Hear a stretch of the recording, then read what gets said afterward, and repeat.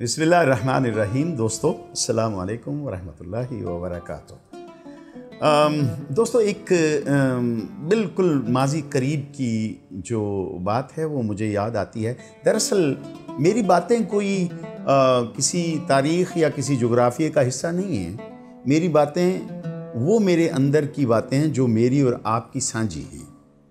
वो मेरे ज़हन में भी हैं, आपके ज़हन में भी हैं, लेकिन आहिस्ता आहिस्ता मरूर ज़माना उन पे गर्द डालता जा रहा है और हम अपनी पुरानी उन अच्छी रवायतों को भूलते जा रहे हैं जो आज भी उसी तरह तरोताज़ा हैं जितनी 50 साल पहले थी।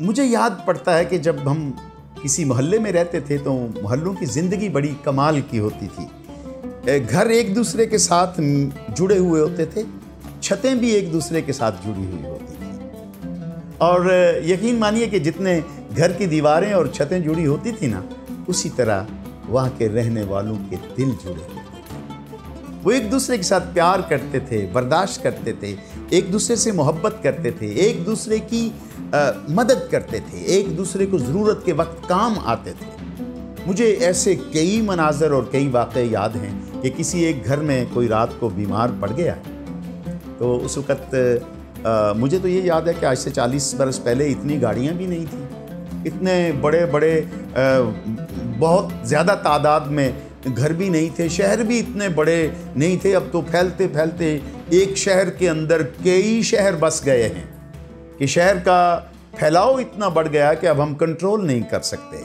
लेकिन वो जो जुड़े हुए घर थे ना एक दूसरे के साथ, मुझे वो उन घरों का हुस्न बहुत याद आता है।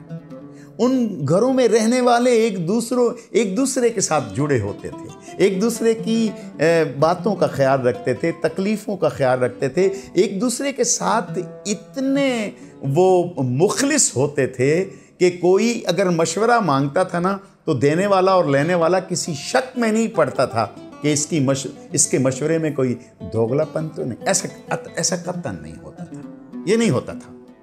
फिर मुझे वो भी याद है कि किसी एक घर में जो खाना पकता था, जो सालन बनता था ना, वो अड़ोस पड़ोस के 4-4, 5-5 घरों में एक एक प्याली या एक एक थाली जाता था।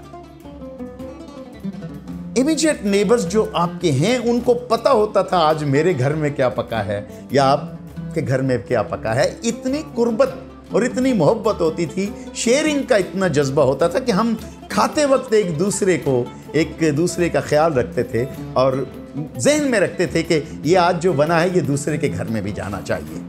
अब वो चीज़ें तो आहिस्ता आहिस्ता बदल गईं, वो रवायतें आहिस्ता आहिस्ता छूट गईं, इसलिए कि महल्लेदारी की ज़िंदगी से लोग निकल के बेहतर और पुरताइश और बहुत आसानियों वाली रिहाइशों में चले गए। बड़े बड़े घर बन गए, उनकी ऊंची ऊंची 4 दीवारियां बन गई, उनके बड़े बड़े गेट लग गए, लेकिन वो उस लज्जत से महरूम हो गए जो महल्ले की उस ज़िंदगी में हुआ करती थी। एक दूसरे का दुख और सुख बांटना, एक दूसरे की मदद करना। शादियों में हमने देखा है कि कभी भी मेहमान जो होते थे उनके लिए किसी स्पेशल होटल का या चीज़ों बंदोबस्त नहीं होता था, बल्कि महल्ले के घरों में मेहमानों को बांट दिया जाता था और हर घर उस शादी वाले घर का हिस्सा बन जाता था। मेहमानों को ठहरा के, उनकी खिदमत करके, उनके नाश्ते का बंदोबस्त करके। अब ये सारी चीज़ें हमसे जा चुकी हैं। अब इंसान अंदर से दिन ब दिन तन्हा होता जा रहा है और वो तन्हाई इंसान को मार रही है। यानी तकल्लुफ़ात में या अपनी ईगो या इसको आप कोई भी नाम दे दें, हम आने जाने वाले पड़ोस में, करीब में नए आने वालों को वेलकम कहने के लिए, खुशामदीद या उनसे वाकफियत या न्याज हासिल करने की कोशिश नहीं करते कि वो पहल करेंगे तो शायद ये मामला बेहतर होगा। वो जो उजड़े हुए दिन अभी हम गुजार रहे हैं ना, इन्हें बेहतर करने के लिए ज़रूरी है कि हम अपने अड़ोस पड़ोस में, चाहे 2 कनाल 4 कनाल के वक्फे पे ही कोई हो, लेकिन कोशिश करें कि हम अपनी इस तन्हाई को, अपनी इस बदकिस्मती को, अपनी इस कौर अकली को किसी तरीके से बेहतर कर सकें कि हम फिर अपने फैले हुए पड़ोसियों के साथ अपना ताल्लुक़ बनाएं और कम से कम अपनी खुशी और गमी में, कम से कम हमारे दुख और सुख में वो लोग शरीक हो सकें। हम कहीं, मैंने यूरोप में, अमेरिका में ये तन्हाई देखी है, और मैंने ये एक मर्तबा नहीं, 2 मर्तबा नहीं, ये मेरा साल हर साल का तजुर्बा है कि वहाँ यूँ होता है कि आपको ये कोई बाज़-औक़ात पता नहीं चलता कि आपके पड़ोस में कौन रहता है। और मेरे जैसा बंदा जाके जब वहाँ पे रहता है तो वो रोज़ पड़ोसी का दरवाज़ा देख के शर्मिंदा होता है, यार ये मेरा पड़ोसी है, मेरा दोस्त भी हो सकता है अगर ये मेरे साथ हेलो हाय कर ले। तो वहाँ चूँकि अपनी अपनी इनफरादी ज़िंदगी है, कोई मिल गया तो हेलो हाय हो गई, शेयरिंग का कोई वो नहीं है। हमें बहुत सारी चीज़ें यूरोप से अच्छी लेनी चाहिए, लेकिन जो अपनी अच्छी चीज़ें हैं वो उनको भी हमें एक्सपोर्ट करनी चाहिए। इंपोर्ट हम बहुत कुछ कर रहे हैं, राब्ते, रवैये, डिवाइसेस पर मुश्तमिल ज़िंदगी। आइए वो जुड़ कर रहने का अमल दोबारा से शुरू करें।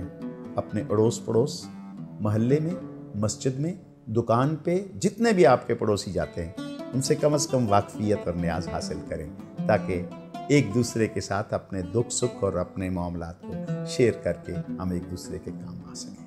आइए करके देखते हैं, इंशाअल्लाह ऐसी चीज़ें ज़ाया नहीं जाती। आप भी इंजॉय करेंगे, आपका पड़ोसी भी इंजॉय करेगा और मुझे भी इसका अजर मिलेगा। अपना ख्याल रखिएगा। इंशाअल्लाह एक नए मौजू के साथ फिर मुलाकात होगी। अल्लाह हाफ़िज़।